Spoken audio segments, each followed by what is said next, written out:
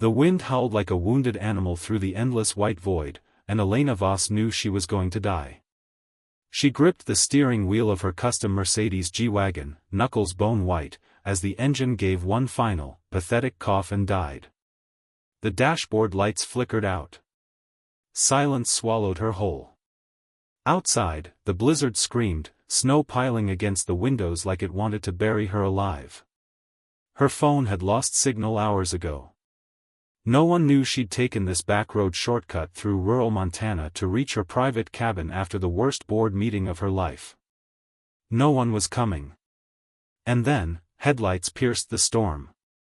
A battered pickup truck rumbled to a stop beside her. A tall figure stepped out, coat flapping wildly, face hidden by a scarf and the brim of an old wool hat. He banged on her window. "Ma'am. You alive in there?"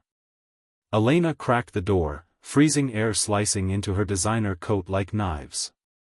"My car, it's dead. I need help. I can pay you, anything." The stranger didn't answer right away. He just stared at her for a long second, something unreadable in his ice-blue eyes. Then he spoke, voice low and rough, like gravel under boots. "I've been waiting for this moment for 20 years.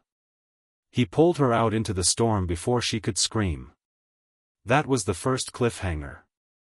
The farmer, Jack Harlan, he finally told her, half carried, half dragged her through the blinding snow to his truck. She clutched her Louis Vuitton bag like it could save her life, teeth chattering so hard she tasted blood. The truck smelled of hay, motor oil, and something faintly sweet, like old pipe tobacco. Jack drove in silence, wipers slapping uselessly against the windshield. Every few seconds the truck fishtailed, and Elena's heart slammed against her ribs.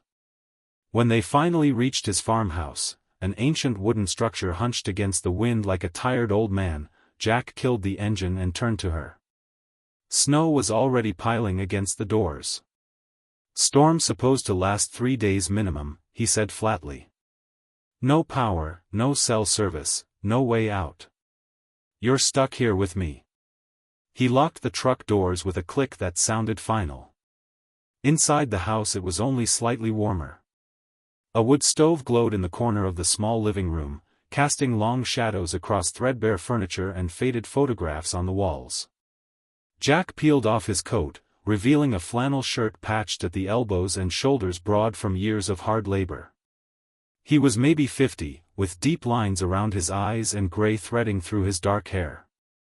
Poor didn't even begin to describe him, Elena could see that in one glance. Yet he moved with quiet confidence, like a man who had nothing left to lose. "Sit," he ordered, pointing at the couch. "I'll make coffee. Real coffee, not that fancy stuff you probably drink." Elena's legs gave out as she sank onto the cushions. Her mind raced. Billionaire. CEO of Voss Tech. She had closed billion-dollar deals in boardrooms while men twice her age begged for scraps. Now she was trapped with a stranger who had looked at her like he already knew every secret she carried. Who was this man? That night, as the blizzard roared outside, Jack handed her a chipped mug of coffee strong enough to wake the dead. He didn't ask questions. He just sat across from her in an old rocking chair, firelight dancing on his face, and waited. Elena broke first. "Why did you say that? About waiting 20 years? Jack stared into the flames. "Some stories are better left buried till morning." He stood up, tossed another log on the fire, and disappeared into the kitchen. Elena's pulse thundered. She was alone, powerless, and something in his voice had sent ice down her spine colder than the storm outside. That was cliffhanger number 2. The next morning, if you could call the gray, howling daylight morning, Elena woke to the smell of frying eggs and the crackle of the stove. Jack was already dressed for chores, boots caked with fresh snow. He looked exhausted, like he hadn't slept. "Storm's worse," he said without turning around. "We're going to run out of firewood if I don't get more from the barn. You stay inside."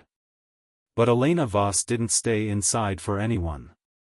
She pulled on the oversized coat he'd left for her and followed him into the white hell. The wind nearly knocked her down. Jack grabbed her arm, steadying her without a word. Together they fought their way to the barn, loaded wood, and dragged it back. By the time they stumbled inside again, both were soaked and shivering. That was when the first real challenge hit. Elena's lungs seized. Years of city air and stress had left her with asthma she never admitted to anyone. The cold triggered it instantly. She dropped to her knees, gasping, vision tunneling. Jack was there in a second, strong arms lifting her onto the couch, digging through a drawer for an old inhaler he must have kept for someone else. "Breathe with me," he said, voice suddenly gentle. "In, slow. Out. I've got you." She clutched his shirt, tears freezing on her lashes. For the first time in 15 years, someone was holding her while she fell apart, and it wasn't a paid assistant or a lover who wanted her money. It was this poor farmer who smelled like snow and hard work. When the attack passed, she whispered, "Why are you helping me? You don't even know who I am." Jack's eyes darkened. "I know exactly who you are, Elena Voss." Her blood ran cold. She had never told him her full name. The days blurred together in the storm's grip. They rationed food, beans, rice, a few precious potatoes from Jack's root cellar. Elena, who had private chefs and Michelin star meals delivered by helicopter, learned to cook over an open fire. Jack taught her how to bank the stove so it burned all night. She taught him, reluctantly at first, how to use the satellite tablet she'd kept in her bag to check weather reports when the signal flickered. But the real connection happened in the quiet hours. Jack told her about his life. How his wife had died of cancer 10 years ago because they couldn't afford the treatments. How his only daughter had left for the city and never looked back, ashamed of her, poor farmer, father. How every morning he still talked to his wife's photo on the mantel like she could hear him. His voice cracked only once, when he said, "I promised her I'd never stop trying to be a better man." Elena, in turn, cracked open like she never had with anyone. She told him about the father who had built Voss Tech on lies and cutthroat deals, the mother who drank herself to death watching it all.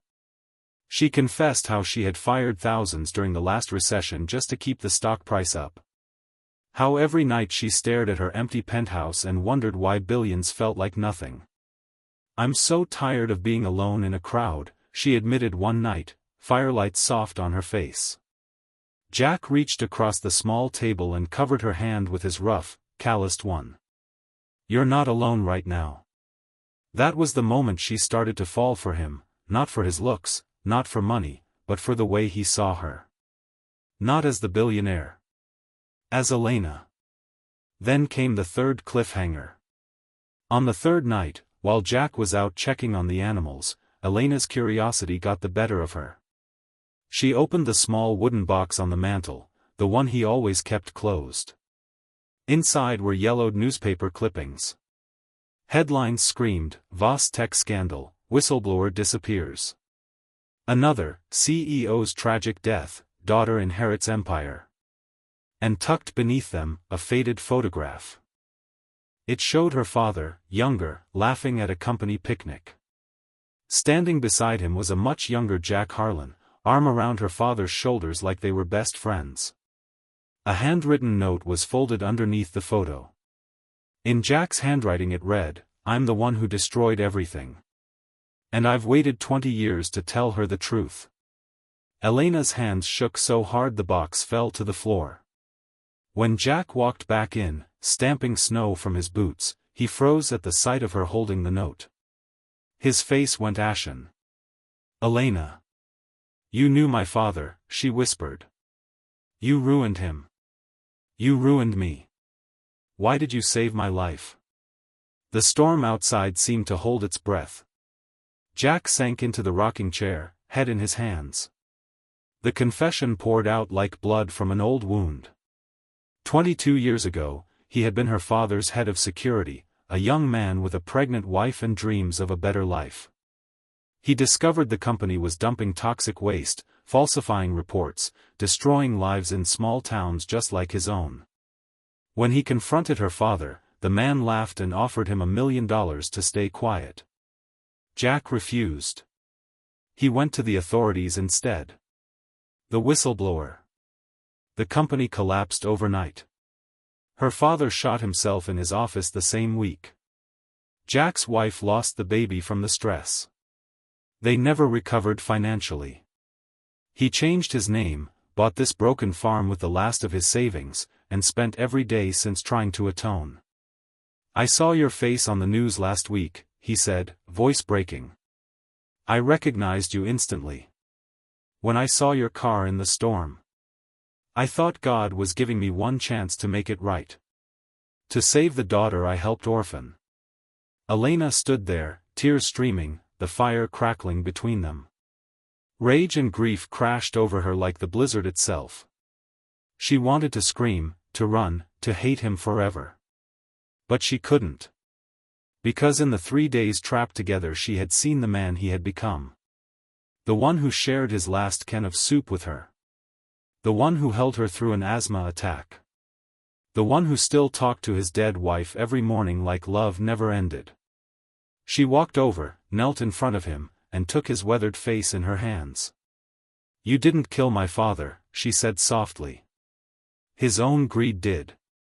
And you saved me in every way that matters." The storm finally broke on the 4th morning. Sunlight pierced the clouds for the first time in days. Jack drove her back to the main road where a rescue team was waiting. Someone had finally noticed the billionaire was missing. Before she climbed into the waiting SUV, Elena turned to him. "Come with me. Let me help you. New farm, doctors, anything you need. You don't have to live like this anymore." Jack smiled, the first real smile she had seen, and shook his head. "I've got everything I need right here, Elena. But promise me one thing. Use that money of yours to do some good. Not for show. For real. The way your father never did." She promised. 6 months later, Voss Tech announced a complete overhaul, every factory cleaned up, every affected town given restitution, a new foundation built in her mother's name to fund cancer research for rural families. Elena sold her penthouse and bought a small house near Jack's farm. Not to live with him, not yet, but close enough to visit every weekend. They planted a garden together. She learned to drive a tractor. He taught her how to laugh again. And every winter, when the first snow fell, they sat by the same wood stove and remembered the blizzard that had almost taken everything, and instead gave them both a second chance at life. The message is simple, and it's the one I hope you carry with you: real wealth isn't in bank accounts or boardrooms. It's in the hands that pull you from the storm, in the forgiveness you offer, and in the courage to become better than the worst thing you've ever done. If this story touched something in your heart, if it made you feel seen, or hopeful, or just a little less alone, do me one favor.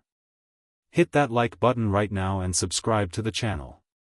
We've got more stories like this waiting for you: true redemption, second chances, and the kind of love money can't buy. Turn on notifications so you never miss the next one. Thank you for staying until the very end. See you in the next storm.